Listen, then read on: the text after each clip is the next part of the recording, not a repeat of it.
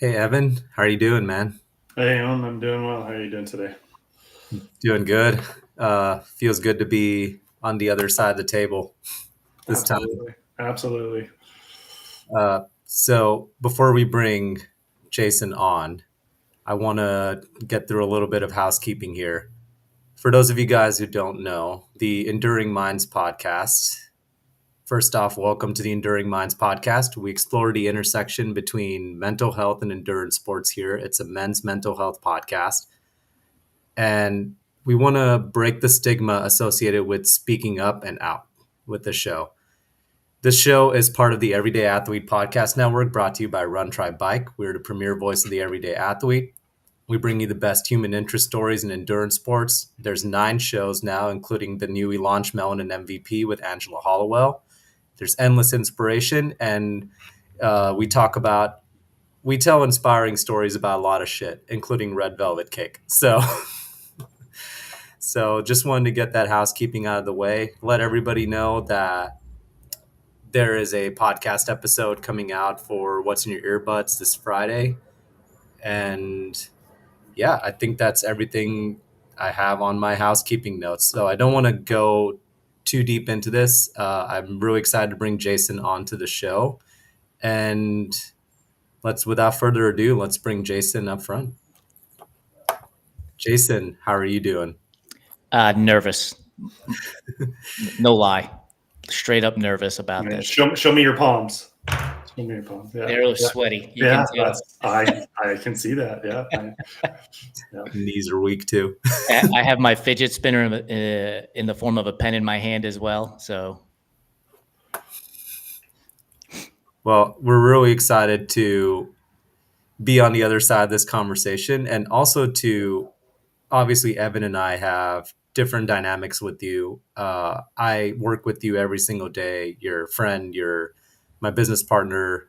So we work together very closely. And Evan and I have very similar questions. And we both have our own questions. And we also have our own perspectives. So there's going to be a lot of like different angles of like trying to get deep into the core of like who you are. And we're very excited to dive into this conversation. So I want to get this going with a focus around Run Try Bike, because a big part of what we live and breathe is our business, and our business is in the digital media space. As we talked about this a little bit yesterday, I mean, we text every day, we communicate every day, and this is something we check with each other on. But our work really requires us to engage on multiple like social media platforms. And Evan, I want you to chime in on this as well, because you're building your personal brand as well. And all of us are very active on social media. Uh, One of the things it's not well spoken about in the industry, about what impact social media has on your mental health. For us, it's twofold, because when you log into Run Try Bike, you are not only making the comparisons uh, of business and entrepreneurship and our business space, you are also comparing yourself as an endurance athlete. So you have to deal with this twofold comparison every single day. How do you manage that, and what kind of impact does that have on you? um, when Mark Zuckerberg released this idea of community notes versus moderators, and people were leaving Meta to go to Blue Sky, my first reaction was not another fucking social media platform. Like, I just can't do it. Like, I just don't want to be on another place that's going to distract me, that's going to take time, that's going to do, all the things that social media does. And so it created terror, honestly. Like, okay, but what if we're not there as a company? What happens then? And eventually I did create a Blue Sky account for us as well. And I've limited that interaction there to one, maybe twice a day at most, and for short, brief amounts of time, because every time we open up that any platform, honestly, my imposter syndrome goes through the roof. We're not doing enough. We're not talking enough. We're not sharing enough. Look at what this other company is doing. Look at what this other athlete is doing. Look at what this other person is doing. And it creates this immediate comparison game for me that there are moments where I have to literally just put it all down and put it away and just walk away from it and pick up a book, go for a walk, because my imposter syndrome goes sky high. I have it already to begin with. And then the digital media landscape, hammers away at that mind game for me in not good ways oftentimes. And you've experienced it. You'll get a series of texts from me like, we need to do more of this. We need to do more of this. We need to do more of this. We need to do more of this. And that's not really healthy. And that's really not sticking to the idea of the vision and mission of the company, because now we're darting off into all these other different areas. And so it's hard, man. Like, it's really hard. I've gotten to the point with some of these platforms like LinkedIn. I go there in the morning and then I don't go there again for the rest of the day. And you know what? Nothing has changed there. And that lesson is being reinforced. If I go to Instagram twice a day, I'm going to engage and then I leave and then come back and then I leave. Everything that happens in the middle is still happening whether I'm there or not. So let it happen and move on from it when I'm not there. So yeah, dude, it's hard. It's really hard. And I've said this before, if it wasn't for the company, I probably wouldn't have half the platforms that we're on. Yeah, it's just like, and it's, thinking about like the entire reason that we even started working together and I'm a part of this business is because you were starting to get that burnout from social media. You turned it over to me. We both experienced it, being in this space. And I'm glad you mentioned LinkedIn, because I know that that was a big part of the conversation, because you go on the Instagram space and you are dealing with the comparison to endurance sports in that space. You go to LinkedIn, you are now dealing with comparing yourself to other entrepreneurs and thinking that everybody else has their shit made and dealing with that imposter syndrome. So thank you so much for sharing that. Evan, I'm going to turn it over to you. Yeah, I just want to touch. You said imposter syndrome. I think I checked it down about 4 or 5 times. So I feel it as well too in a lot of areas. And I've been told that if you're not feeling imposter syndrome every 6 months, then you're doing something wrong. 6 months. Because you're Minutes. you're meant to be feeling it, because that means you're challenging yourself in ways that are putting you outside of your comfort zone. So just to add that piece in. Before I get to my question, so I know you've told me, Jason, that me telling my story, me sharing my story along with Ohm and all these other athletes that have written in stories to run, try, bike, has really made you stop and think about what your story is and how you want to share it. So first, I just want to say, I'm so proud of you for showing up today and being willing to share your story in this way, because I don't think, Ohm and I spoke about this yesterday, that so many people just see men as just like, having these like bro high fives and all this other stuff and not being able to actually talk about these things. So first, I just want to say that I'm super stoked that you're here and willing to share this, because I think it's going to touch a lot of people in a really profound way. So my question is going to take a little bit of a U-turn here. So endurance sports often come with pressures around weight, body image. Have you ever struggled with these pressures, and how did that affect your relationship with food, your body, your mental health? They absolutely have. And I love food. That's the thing that I think has had the biggest impact on me, because I love food.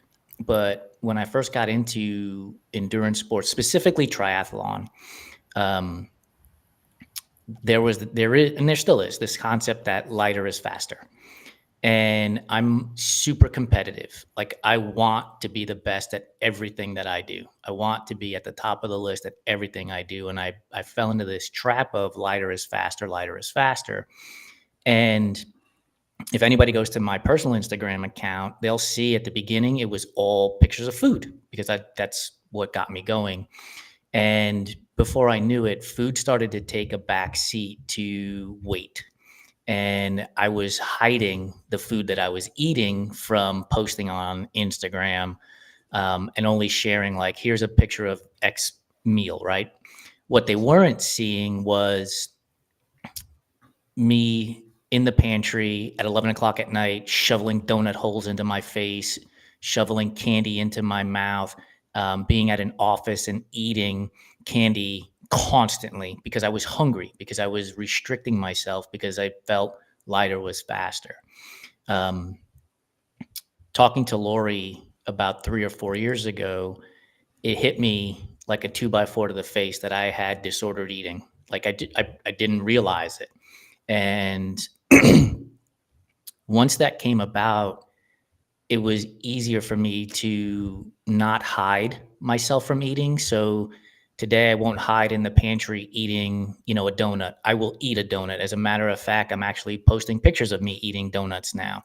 And that's a way for me to combat this idea of hiding behind this fitter is equivalent to faster type of thing, or faster is equivalent to being fitter in a way and lighter and less weight. And so it's still a struggle. There are still days where I think to myself, why not just have a protein smoothie? And I'll convince myself that, well, there's protein and carbs in there, and that's what I need as an athlete. So I'm good there.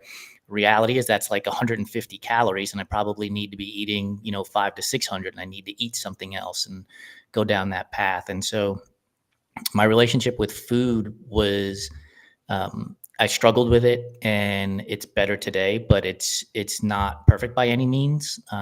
But it's getting better, and I think that for me is the success is taking that next step in getting better. Thank you so much for sharing that. And thank you so much for, as somebody who has also struggled with eating disorder, thank you so much for your vulnerability with that every single day. I don't think people realize that when you were posting these videos of you dancing with the vegan hot dog and like marching after smashing a bite of baguette, and like the donut video, like people see the 10-15 second video. They don't see what is behind that. And knowing you, like I see the importance behind those videos, the importance of being vocal with like and visual with like eating and food, and um, knowing that deeper surface level, it has a huge impact on me. Like even just seeing that video, what would, in any case, like we always joke about how those food videos that you make go viral, right? But we don't. But there's such a deep level behind that, But and here's the thing about that, when I post a video or I share the video with you to post, like I put the phone away immediately afterwards. Like I don't want the reactions. I don't want to see the reactions. I kind of want to disconnect from it because it's not easy to do. It's still something I struggle with, right? Like it's it's funny, the vegan hot dog one. It's funny, and I love having humor in my life and showing people that you can have fun with food. Simultaneously, it's difficult because of this idea of me struggling with this idea that lighter is faster all along the way, and so it really is a double-edged sword, and I'm getting better with it, right? So we start with the donut video or the donut picture, and then we move to the vegan hot dog video, which led to the baguette video. Which so again, it's that progress. But initially, it was like, can I really post this? Can I put this out there to drum up laughter and fun and humor from an audience while simultaneously struggling with on the inside, right? Like that's the hard part that I have to deal with. so I want to dig into, before I turn this over to Evan, I want to dig into that a bit deeper because the videos are just one component. We have we built an entire series called Food Fight Friday around food. We took it a step further and built Food Fight Friday at the aid station, one of our other shows. Not to mention a big backbone of our fireside chat is the rapid fire food section. So you mentioned kind of this internal conflict, almost like the two wolves or whatever. And I want you to dive a bit into like, talk a bit more about like those struggles and like, on the surface level, again, like it goes back to everybody seeing like the fun with food and everything, and you are having fun with it, but also tell me a bit more about the other side of it, like struggling with the lighter is faster while you're putting out this content that is entertaining our community and our community loves? Do you feel, and to add on to that, do you feel pressure in any way to continue to do that while struggling with this side internally? Those are a lot of loaded questions. Um, You're welcome. yeah, thank you. Now I know what it feels like to be on the other side. So let me say this: the Food Fight Friday at the aid station and the rapid food questions that we do at the end of our fireside chats are progress for me, because it helps take off this idea of restriction, right? It takes off this idea that, oh, I can't eat the Oreo. If I can talk about eating the Oreo and my favorite flavor of Oreo, that removes some of that stigma for me in terms of restricting myself.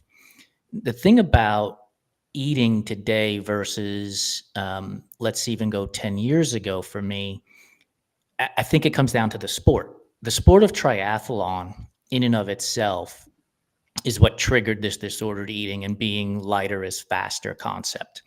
Because when we measure our power output on our bikes, we're measuring it in watts per kilogram. So we're literally taking how much effort we're putting out, energy we're putting out, and measuring it against our weight and coming up with a number. And this idea, if you're at 2.5 watts per kilogram or 2.6 or 2.7, whatever the number is, if you can maintain your energy output and lower your weight, your watts per kilogram goes up, right?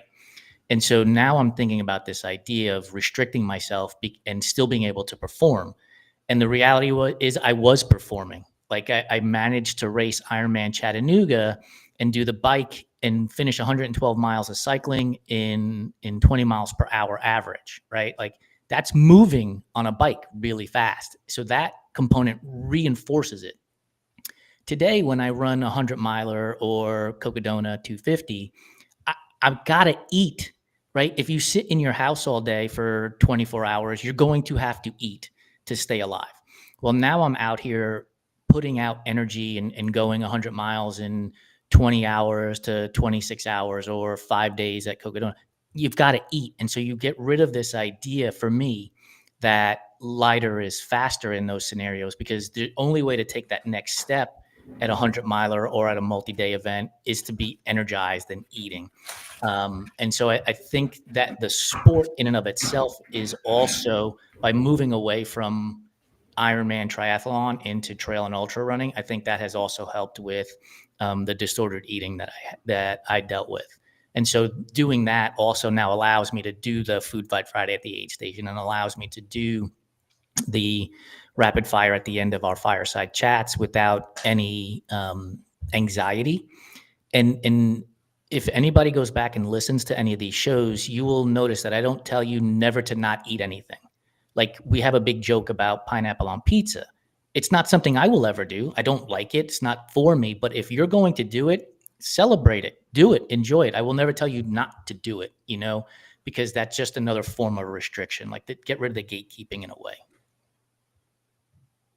Man, Jason, I love your responses, because you're not just telling your story, you're giving people tools and ways to manage something that they might be also going through, that they may now be listening to this and asking those questions that you were asking yourself of why am I doing this? Having that awareness and then putting action towards that awareness. So it's incredible. I love the answer so far. I want to turn it around to this idea that of control. So obviously doing these long endurance type events, whether it be triathlon, ultra running, any of these things, it's all about teaching us new tools and ways to manage our life. And I'm a firm believer that anything you can't control is teaching you how to let go. So how have you taken the lessons from the ultras, the triathlon, and also the lessons from the eating, and we can get more into the sobriety phase as well too. I know you have a story along those lines. So whether we'll call it addiction, I guess, because to be more broad, how have those two things helped one another? So how has the addiction and eating disorders helped the running and the triathlon, and how has the running and triathlon helped the other side? I'd like to hear both sides of it. So, When you first started asking the question, my immediate thought process went to outsourcing. And it's ironic because earlier this week, I saw 3 posts on LinkedIn about outsourcing. And this goes back to Ohm coming into the company, and he got hired as an employee, and I outsourced social media to him so that I could be less in control of that. Because if I'm trying to control everything all at once, I'm controlling nothing, in all honesty, right? Like the alcohol would be controlling me, the food would be controlling me, and so being able to outsource helps. And outsourcing in this case is talking about it, is having conversations about it, that are open and vulnerable, and they aren't within my own head. Because for years, through alcohol abuse, the conversations were in my own head, and I'm going to give myself leeway, I'm going to give myself an out if I'm only talking to myself. But when you talk to other people, you can pick up perspective, you can pick up stories, you can pick up ideas, and you can now start to make changes. It's when we live within our own heads that I think we get caught in this rinse, repeat cycle, wash, rinse, repeat cycle. And so by letting go of that stuff is what has really helped me. So if you think about running, having a pacer or a crew and turning it over to them and allowing them to guide you and help you through the process is going to be big in getting you to the finish line. Having a coach in triathlon made a big difference for me because it taught me to let it go and let somebody else put the plan together for me that's going to help me get to the finish line.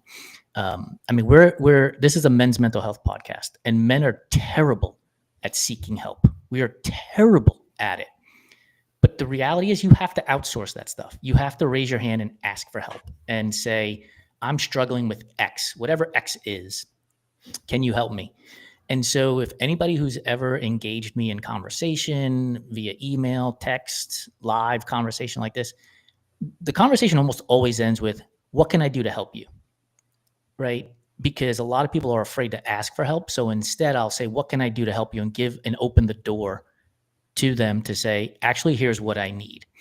Conversely, I've had to be able to respond to people with what I need help with when they ask me that question. And it's interesting because it's become more of a control thing too. So now when people ask me, what can I help you with in a business setting, for argument's sake, I tell them, here's 2 things we always ask for. And that's the control, right? Maybe there's a third, a fourth, or a fifth thing that I need to put into that help request as well. But right now I've got only those 2 things because that's what I can control. And so now I need to move and grow. And this conversation will help me now ask for the third, fourth, or fifth thing that's on my list that I need help with.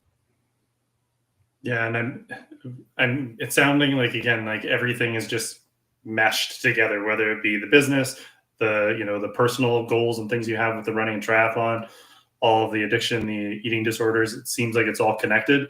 And I heard this entrepreneur who said that, you mentioned about offloading things, that it's better to have somebody do it at 80% of what you thought you could have done at 100%, if it frees you up for that extra time that you now have available for yourself. Like, the idea is, if you're not replacing yourself every 6 months, then you have something else to be doing.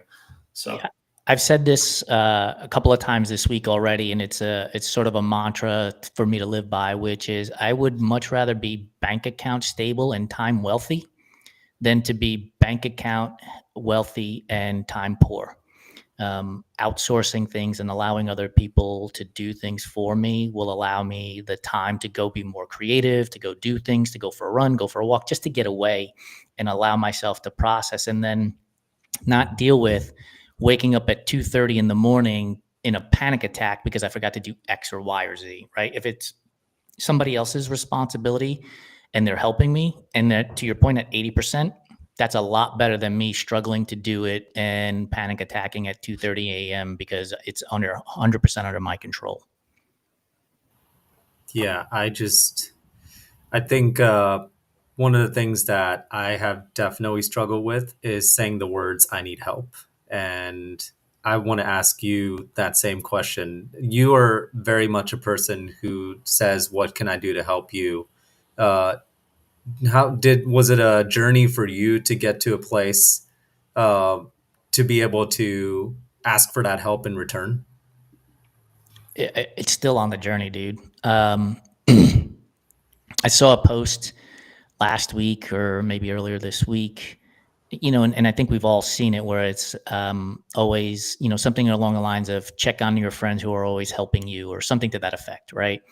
And it hit me like a ton of bricks because while we've been dealing with the wildfires here in LA, I have gotten a number of people checking in on us and seeing how we're doing and whether or not they can help us. And that was moving, like to the point of tears, because you don't see that in the social media space. You don't get that in the social media space. But here we are now getting text messages and DMs and asking if we can help you. And that will give me license to ask for more help. But it's still a process. It's still very difficult to say, I need help with this. It's much easier for me to say, how can I help you? And be the person who's always there for somebody else than to look around and say, hey, you need to be there for me. I'll be honest. First off, like, thank you so much for sharing that. I could not agree more with those points. I'll be honest. I had a question going into your childhood, but you mentioned the LA wildfires, and I would be remiss if I didn't dive into that more because that's such a huge part of everything that is going on around us right now. And you've been vocal about it on social media, how it's affecting you on the mental side of it to have to sit there having a go bag ready, even with the fires around you contained, not knowing if the winds are going to pick up and you're going to be put in that situation where you are going to have to move, seeing the people around you having to evacuate, having to check in on friends, being checked in on by people who don't know what's going on from somewhere else, like Joe Harden. And I want to ask you, like, has it put a perspective on everything? You're still having to show up every day. You're still working on the business every day. You're continuing to live your life. But what is it? What is it like for your mindset to have that go bag ready, to have to be doing what is essentially like the world falling apart around you, around us? Yeah, man. It's the wildfires have been like a low simmer boil on my stress. This idea that this area is devastated, and you see build. I saw a video of a car going down the PCH, which we do every weekend. We drive to Hermosa, Manhattan Beach, and we run down there, and seeing structures no longer existing on the ocean side of the PCH, not on the land side, but on the ocean side. So, meaning the fire jumped the highway and the destruction that took place, it is so hard to see. And knowing that there are people, families, businesses, pets that are impacted by that. So, it's been like a low level simmer for my stress level. And then when Lori and I were packing go bags, like you're now making a decision. Do I take this? Do I not take this? Do I need this? Like the things that are comforting to you in your house, you start to realize, I don't need this thing. This thing, screw this. I don't need to take it with me. Will it suck if it gets lost in a fire? Absolutely. But it's not important. And so I think the perspective that I've been able to gain because of the fires on what's important and what's not important has also been heightened. And it's interesting because at the end of last year, and you know this in all the conversations that we have had, is that perspective is key, right? So we have 3,000, 3,500 followers on Instagram. I don't know what the number is. To somebody who's got 30,000, that's nothing. To somebody who's got 300, that's a ton. And so perspective has been a key word for me. And now with the fires, it becomes even a bigger word for 2025 perspective. What we're doing is important. The conversations we're having are important. But there are other things, relationships, that are more important to me. And so I think, the fires have brought about a big perspective check. in the last week or so. I appreciate you going into detail about, and I don't think there's a better description for it than a simmering stress that's adding to the stress that you already have on the day to day of running this business and all the other stresses you're dealing with. And I think that reframing that into perspective of what we truly need, how relationships matter the most, is probably, at least in my take, the best way you can make the best of what is a terrible situation around us. And so I appreciate you sharing that perspective, I should say. Yeah, absolutely. I think one of the things that gets lost when people see that we're business owners is that we don't um, feel stress about work or anything like that. And the reality is, it's constantly stressful. I have a responsibility to you. I have a responsibility to Lori as shareholders in the company. I have a responsibility to every one of our marketing partners to deliver for them. I have a responsibility to our audience to present to them the best human interest stories in their endurance sports. I have responsibilities to our web designer and our graphic designer. I have responsibilities to our writers. Like that just keeps growing and growing and growing and growing and growing the number of responsibilities. I think one of the things that's a false equivalence is people think that you start a business and you're Amazon and you don't have to worry about anything. And the reality is, no, the vast majority of us are not Amazon. We are small. Some of us are micro businesses, but there are small to medium businesses out there that are not Amazon or Meta for that matter. And we need your support. And getting their support in the form of a share, of a like, of a comment, helps us to reduce that stress. It'll never go away, but it's certainly there. And then you add wildfires on top of it. Then you add imposter syndrome on top of it. Then you add, disordered eating or performance anxiety and stress when it comes to endurance sports, right? Like you're just constantly in there. So you have to find an outlet to, like a pressure cooker, you hit the button and the steam releases. You have to find an outlet to let that stress out. Yeah, I love that, Jason. You mentioned time a few of your answers with regards to buying back more time or getting more time, whether it be business or when you're out on these ultra endurance events, it's time on feet. It's time, like time is a time is a construct, but it's also humans' perception of time is really measured in like pain, boredom, or irritation. So the more pain you're in, the longer it's going to feel like you're in it for it. So in saying that, how have you found your journey from addiction, disordered eating, and really turned that pain into purpose through your business, through reaching out to other individuals, and through your really athletic endeavors? How would you say you've turned that into a superpower now? One word comes to mind as you're asking the question. It's empathy. And I think it's this is the perfect place to have this conversation, is on a men's mental health podcast. You're not a man because you grunt or because you're tough or you're hard or like that's not the definition of man, right? To me, if you can have empathy and you can hear and listen to what somebody else is saying, which means you have to be present. So pardon me in the way I'm going to phrase this, but put your fucking phone down when I'm talking to you. Put your fucking phone down when we're having a conversation. Stop scrolling, because what you're telling me in that moment is I'm not important, which then means I'm going to stop listening to you.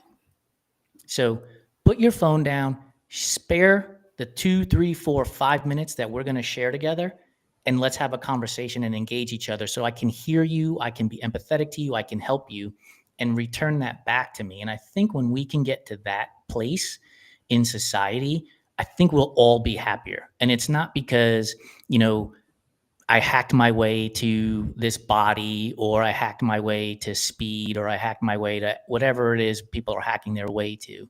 And so to now tie it into running, like, it's funny. Again, I go back to this comparison of triathlon and ultra running. When I was on my bike and I'm screaming past somebody who's got a flat tire at 23 miles an hour, help sounds like this. how can I help you? Because I'm now half a mile down the road before they can even answer the question, right? Whereas in ultra and trail running, there are moments of hiking, walking, standing at an aid station, and you're literally asking somebody else, "Can I help you? What can I give you? What can I take out of my hydration pack?"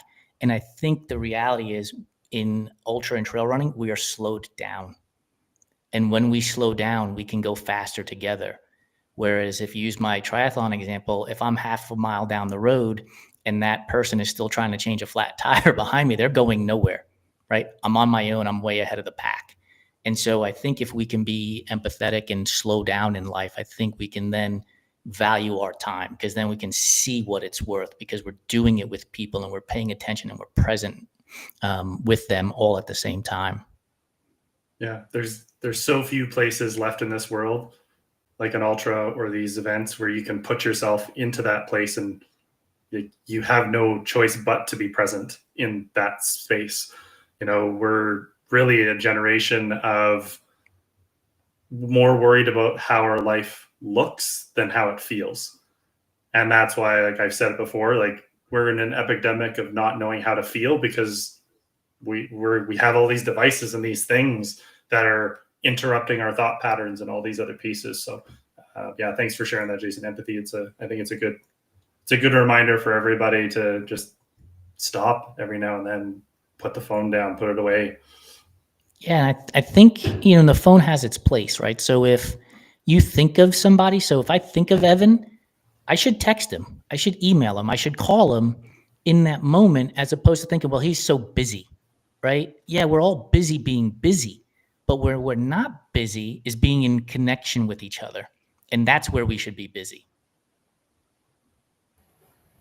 I agree with that. And again, this is just the nature of this conversation and the nature of the Enduring Minds piece. But I had a question written down, and now I have another question. When we went to the running event in Austin, we were hanging out at the airport. We ended up sitting next to a man who ended up being Stephen Glickman, who was ended up being a big Hollywood personality who was on Big Time Rush, and didn't know the guy from Adam. We just had a normal conversation with him, found out he had a deep human story and struggle with his own men's mental health issues and suicidal ideation, among many things. But the fact that we sat at that table, put our phones down, and we just talked, laughed at Denim Santa, which was our connector, which Evan was an actual thing in Austin, and not the strangest thing you'll see in Austin. But like, I want you to know that like that conversation for me, like it's one thing to say go touch grass and like talk to people, and for me as an introvert to sit there and watch you and Lori just start this conversation, engage with Steven, and also be roped into the conversation, taught me a big lesson about putting my phone down and talking to the people around us. And I've heard of some of your, not to go long winded, but some of your other interactions, like the guy who was carrying, I think, mint chocolate chip ice cream in one hand Yes. at the grocery store. And like you happened to make a comment to him, and it just like, it's not always people are going to be receptive, but like you never know what you're going to find out. And we have this epidemic, as Evan said, about like just we're just so glued to our phones and we've stopped connecting. And I want you to talk more about like just connecting to other people and talking to people around you, because that moment was profound for me and it taught me a big lesson. Yeah, I blessing and a curse of being an extrovert is I will talk to anybody. And the story that you referenced is I went to the grocery store. It was like 7:30, 8 o'clock at night. This guy had a pint of mint chocolate chip ice cream in one hand and a pint of coffee caramel ice cream in the other. And I just said to him, "Not all heroes wear capes." And he gave me this look like, "What are you talking about?" And I said, "Anybody who goes to the grocery store specifically for mint chocolate chip ice cream and coffee caramel ice cream is on a mission for either themselves or for somebody else. Like, you just don't go to the grocery store just for those two things. Like, he didn't walk out with other stuff. And he realized, and he laughed. And I just think that that's being, me being me, and again, the blessing and the curse of being able to just talk to anybody, anywhere. I could fill this whole show with stories of me just saying something to somebody on the street, and having a conversation with them. And it's in passing, 30, 60, 90 seconds. But I do think that what has happened is we're now walking down the street with our head down in our phones, and we're not looking up, and we're not looking at opportunities that are all around us to have a conversation, to ask somebody for help, because we're so ingrained in the latest viral TikTok video, which in the grand scheme of things makes us laugh in the moment, but doesn't last forever, right? If you think about the last time you laughed at a TikTok video versus the last time you had an impactful conversation, I can guarantee you the impactful conversation is going to last a lot longer. One of the examples I love to give about virality is the cranberry ocean spray dude on the skateboard, right? It was, I don't even remember the music, but that's the perfect example. I remember the dude on the skateboard, and I remember it was ocean spray cranberry juice, but I have no idea who the musical artist is. I can tell you, I remember the conversations that you and I had when we were at Tahoe 200 and we were making our way through to the finish line, and we put in the quote, the movie on YouTube from Al Pacino, where we talked about inches are everywhere. And I started crying in the middle of Tahoe 200 pacing you because it was so profound. I think those are the things that we should be focusing on, is that, 30, 60, 90-second engagement with people, including strangers. And because that's going to last a long time. Look, you referenced the story that in the grand scheme of things is minuscule in life, right? But it impacted you and you remember it. And now anybody who listens to this show is going to remember it. And so I think that's the key to it all, is like the domino effect of telling those stories and sharing those moments in life, which is exactly why this company is what this company is. Yeah, I think those moments are so important. I think that Tahoe 200 moment was profound for me as well.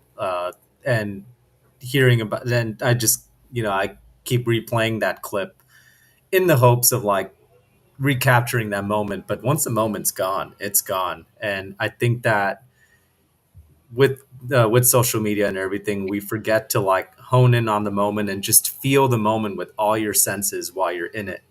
And Yeah, but don't let it pass, right? Like, don't let this idea of that moment at Tahoe has come and gone. Remember that moment and then go watch the clip again, right? And reinforce it, because now you're going to have that in your mind for the next conversation that you have. I can't tell you how often this idea of inches are around us everywhere comes up in conversation with Lori and myself, with other business owners, with people in general, right? Reinforcing it is the thing to do, right? So instead of scrolling on TikTok for 3 minutes or scrolling Instagram for 3 minutes, go watch that 3-minute clip and reinforce it and be reminded of it and be inspired and motivated by it. I think if we do that versus, again, going to TikTok or Instagram or wherever for 3 minutes where you're just scrolling, that's going to make the difference, and that's what's going to be the change.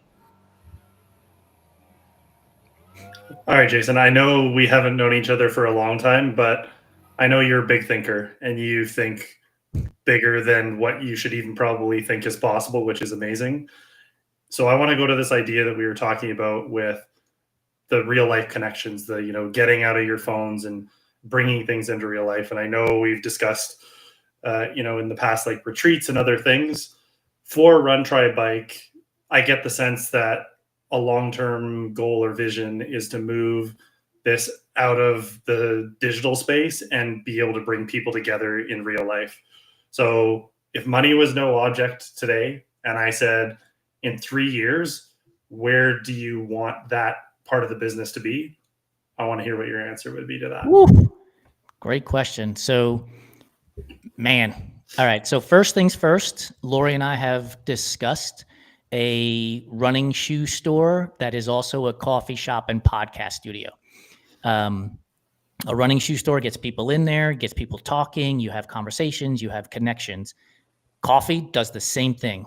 And so in that realm right there, you're bringing in people who may not be runners that want a cup of coffee and then see the running side, because we believe that endurance sports helps us in so many ways. And when I say endurance sports, I don't mean going and doing an Ironman or a 100 miler or 250 miler. I mean, go do the 5K, go for the 2 mile walk, the 20-minute walk, like get outside.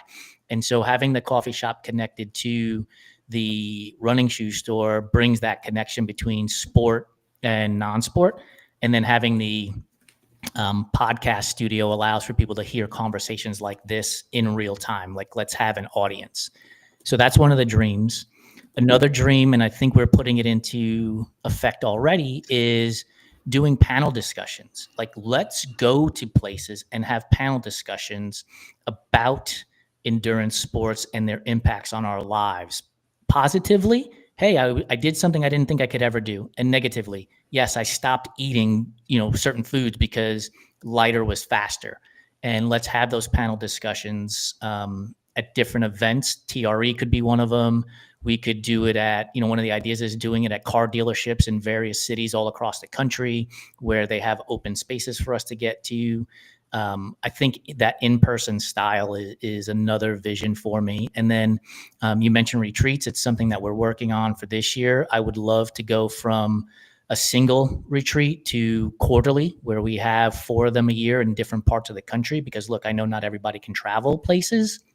And if we can make it convenient for them to get to a place, then I'd love to do that. And I think all of that comes down to this idea of connecting on the human level in a spatial awareness setting too, right? Think about this. When we train, the vast majority of us train solo. So we put on our running shoes, we go out the door, we go run, we get lost in the woods, we come back.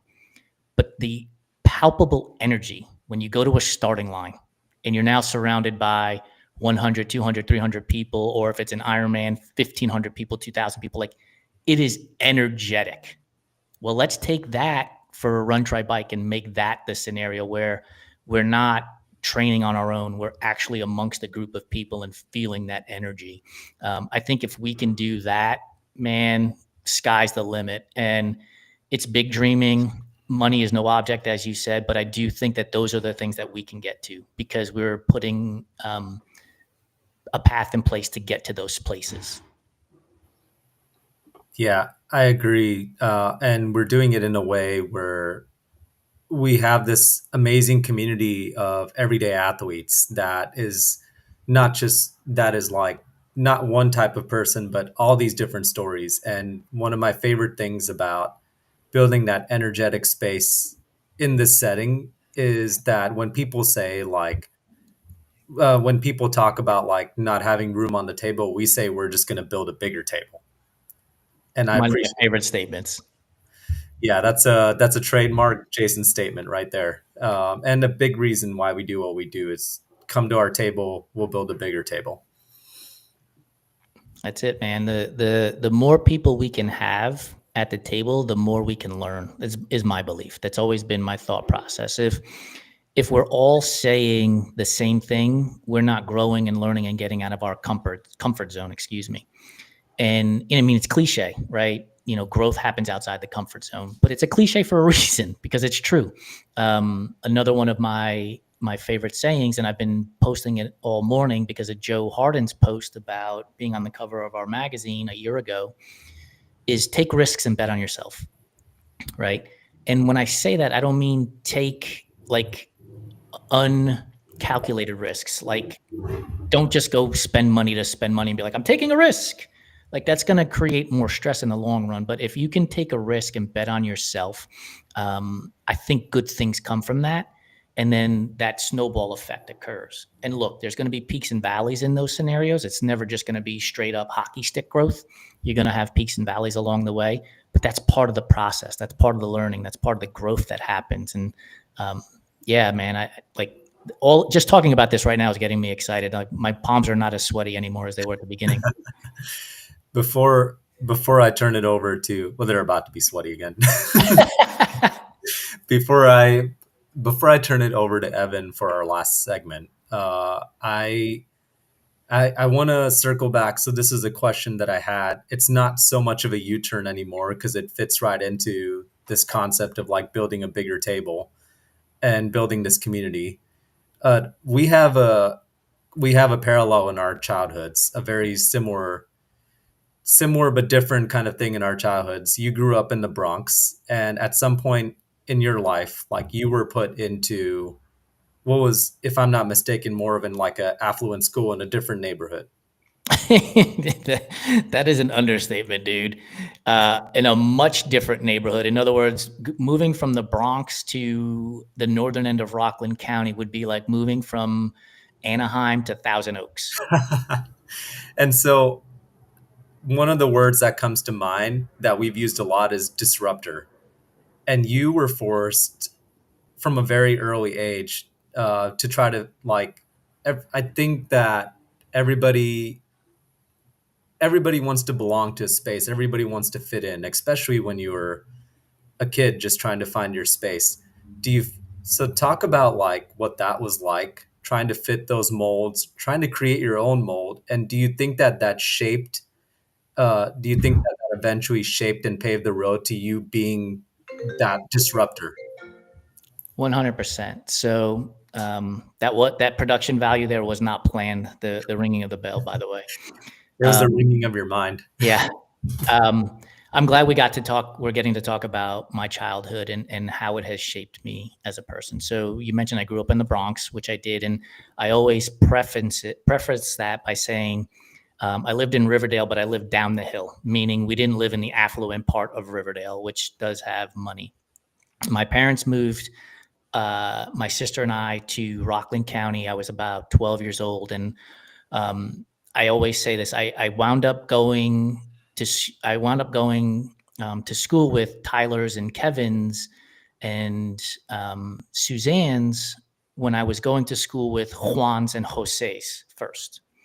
And so that change was massive. And now I'm trying to figure out, how do I fit in here? How do I fit into this neighborhood of people that doesn't look like me, doesn't eat the same food that I eat as a kid, doesn't speak Spanish the way my parents did?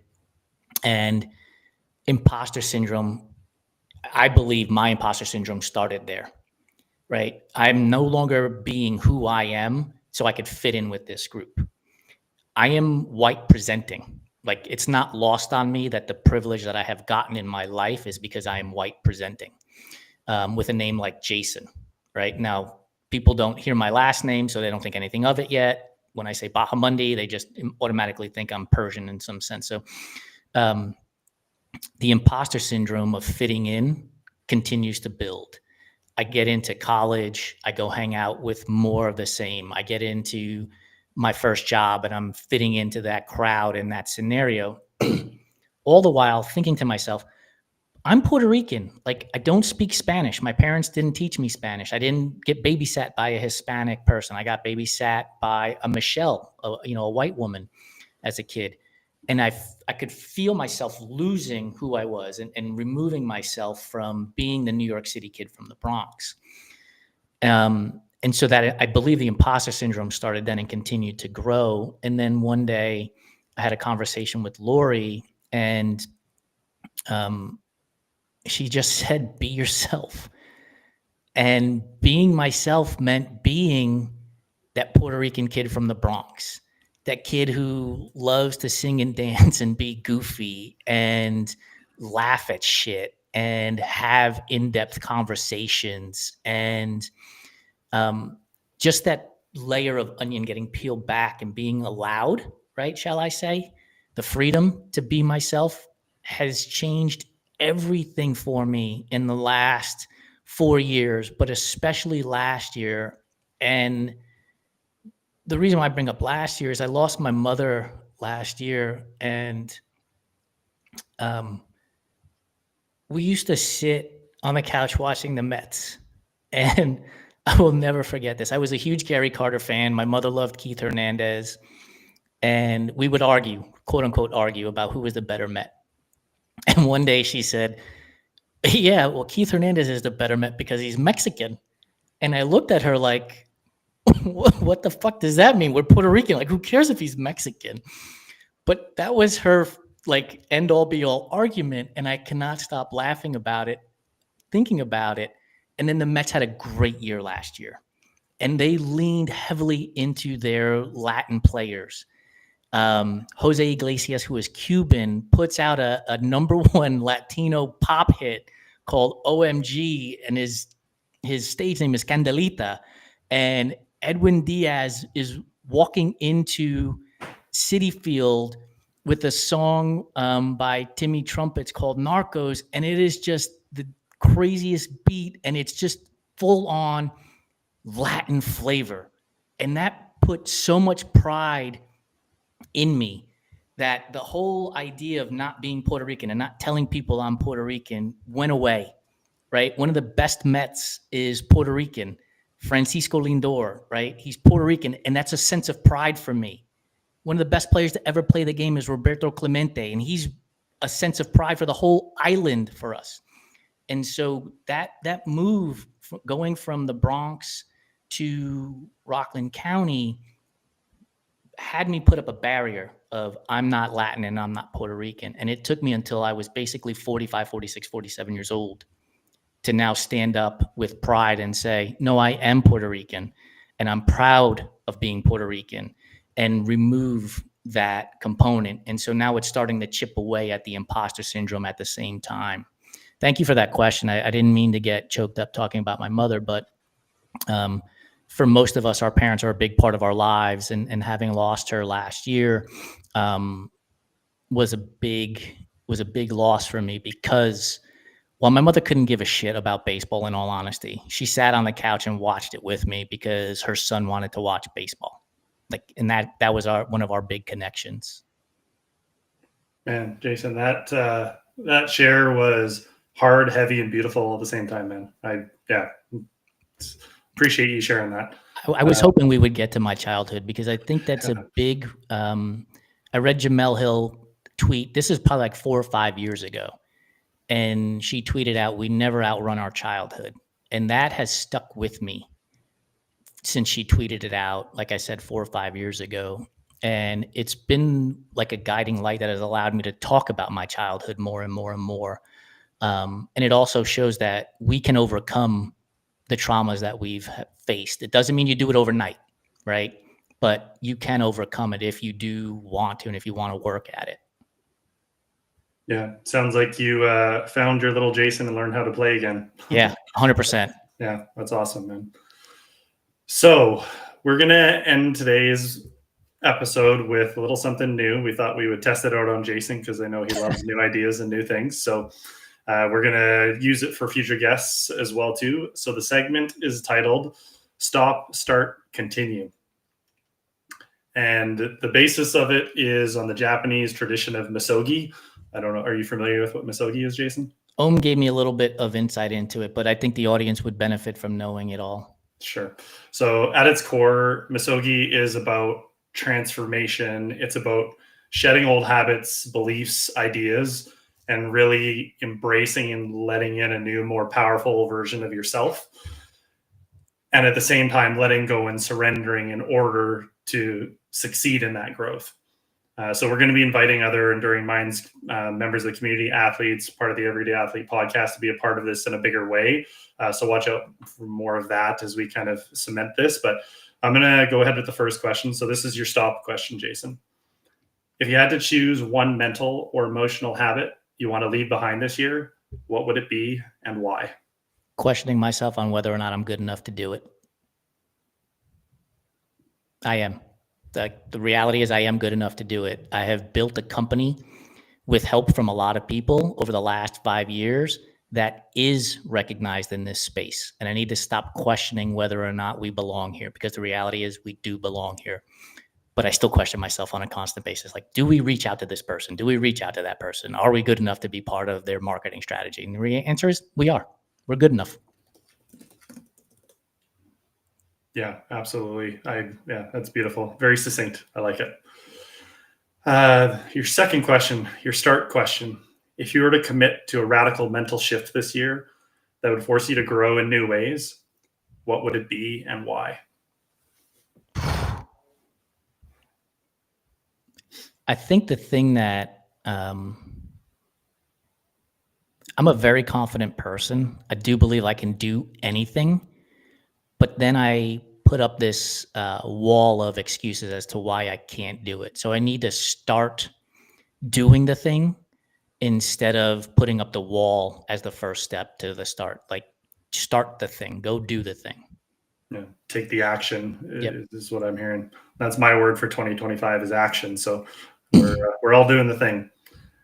All right. The third and final question for you is your continue question. If you had to symbolically cleanse or renew one aspect of your mental health in the next year, what would it be and why? Ooh. Something that you're already doing that you want to do, keep going with and do better. Yeah, I think it's talking to people. Because for me, and when I say talk, I mean talk like this. I don't mean texting. I don't mean emailing. That's not talking. That's writing and reading, but talking to people. And that's already started to happen. We have these conversations here, but on LinkedIn, I reached out to Sean Bemis and I said to him, "Hey, man, if you just want to chat, let's chat." And we've got a call scheduled for next week already. I interviewed Andrew Marmion late last week, I should say, and I was like, "Dude, if you want to just talk, we don't have to do an interview. We can just talk." And that's on the schedule as well for us to just have a conversation in the middle of nowhere. So I think that continuing of let's just talk to talk, not let's just not talk to have business, not talk to interview you for a story. Like let's just chat. I think is the thing that I want to continue to do more of this year as we progress and get closer to each other by being more engaged with each other and present with each other. That's beautiful. Yeah, before I close this out, one of the things I appreciate, even in our interactions with us, is if one of us is having a rough time, we put aside the business during our meetings. And you're the first to say the business will always be there. First off, I want to ask you, how are you? And so I feel like you were already on the path you were already doing your best to live that principle and continue that principle. So that is a lesson I learned from my mentor, Bill Schroeder. In a business setting, in a new setting, the thing that we almost all gravitate towards as the opening line in a conversation is, "What do you do for a living?" Honestly, that's boring. I don't like. Who cares what you do for a living? So Bill taught me that ask something. He would always ask somebody in a new meeting is, "What do you do for fun?" Right? Immediately that goes to a happy place. That puts a smile on a person's face and they are open to conversation immediately. And so I think when we have our business meetings, and for anybody, right, we should be having those conversations from that perspective, from that standpoint. What do you do for fun? We're going to get into business. We know why we're here for the conversation. We know why we're here for the meeting. We're going to talk about it, of course. Especially if you go to like a networking event, right? Like you always know that. Or if you're at the starting line of a race, like asking somebody what you do for a living, like boring. Let's talk about something that's fun. And I will share a story with you guys that I think is apropos to why we should be having more fun and doing more things like this. I raced Ironman Louisville a number of years ago. I think it was 2017. And a friend of mine was at the starting line with me, and you have to do a mile walk basically before you get into the water for the swim. And this was her first Ironman, and her face was like ashen and stress filled and anxiety filled. And I was like, we got to change this because otherwise she's going to have a miserable day out here. And I just made this face of relaxation and contentment. And she's like, "What are you doing?" And I was like, "I'm peeing in my wetsuit right now. And it is the greatest feeling ever." And she just let out the loudest laugh. And she was like, "That's exactly what I needed." Now imagine if I would have said to her, "Well, the weather looks beautiful today. We should have a great day." Like that's just going to add anxiety to her race. So, break it up the expected conversation with something different. Like Bill would say, "What do you do for fun?" I mean, it just changes the conversation immediately. So I wanted to share that as well because Bill's been a big part of shaping the way I run this business.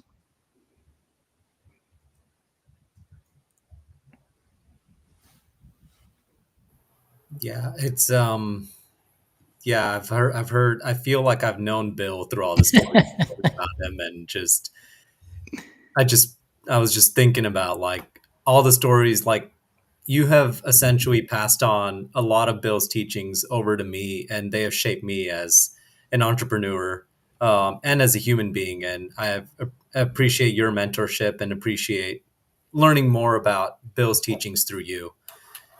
Um, and so, we could honestly, between the three of us, we could honestly do like a 10-hour show, and like we couldn't like I don't want this conversation to end. I honestly think that we'll have to do follow ups with the three of us as well.